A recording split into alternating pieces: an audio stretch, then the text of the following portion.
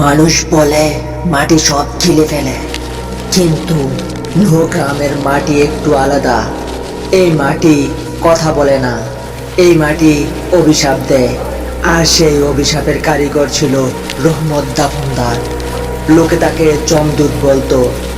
রহমতের কোদাল যখন মাটিতে পড়তো, তখন শুধু গর্ত হতো না, কোনো এক অবাগার আয়ু শেষ হতো।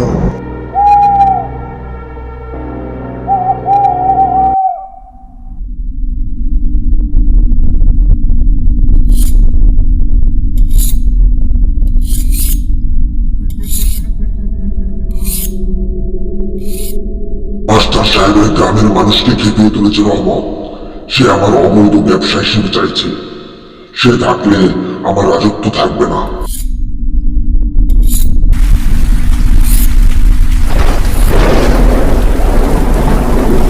হুজুর, মাস্টার সাহেব তো মানুষ, মানুষের স্বভাব তো মাটির নিচেই আছে।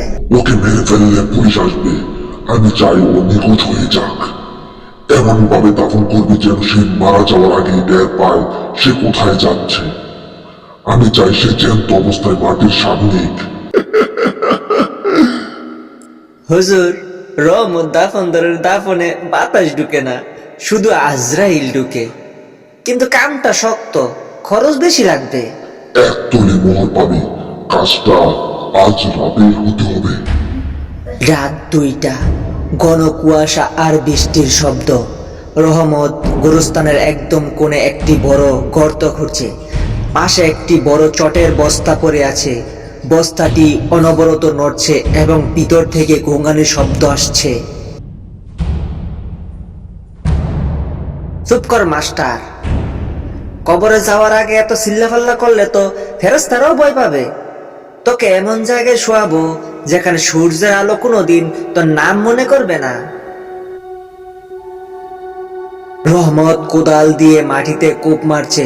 হঠাৎ কোদালটা কোনো এক শক্ত জিনিসের উপর লেগে ঠং করে শব্দ হলো। রহমত লণ্ঠন এগিয়ে দেখলো সেখানে একটি মানুষের খুলি বের হয়ে আছে। আরে, এখানে আগে কাকে দাফন করছিলাম মনেই নেই তো।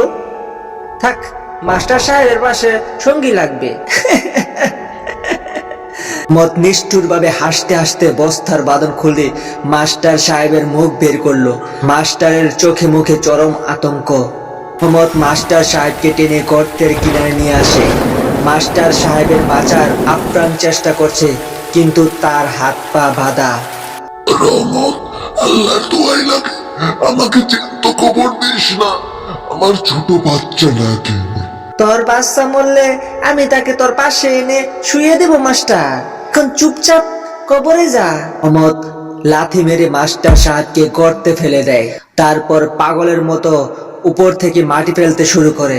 মাস্টার সাহেবের মুখে মাটি ঢুকছে, তিনি চিৎকার করছেন, কিন্তু রহমত হাসছে। দাফন, দাফন, দাফন। মাটির চাপ কেমন মাস্টার?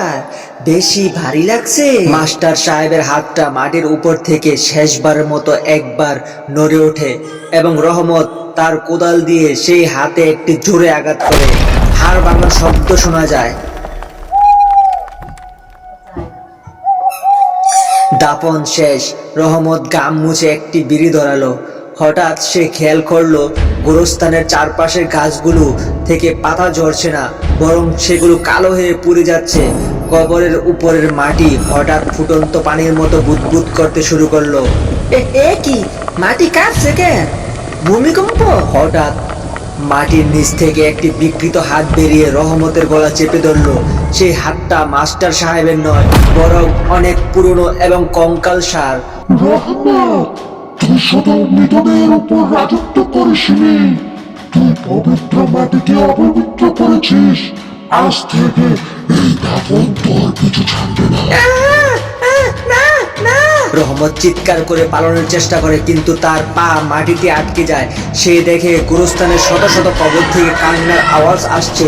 সে ভয়ার্ত চোখে দেখলো তার চারপাশে ঘিরে মাটির নিচে থেকে ছায়া বের হচ্ছে। রহমত সেদিন বেঁচে ফিরেছিল ঠিকই, কিন্তু সে জানতো না যাদের সে জ্যান্ত দাফন করেছে তারা এখন তার ভেতরেই দাফন হতে চাইছে।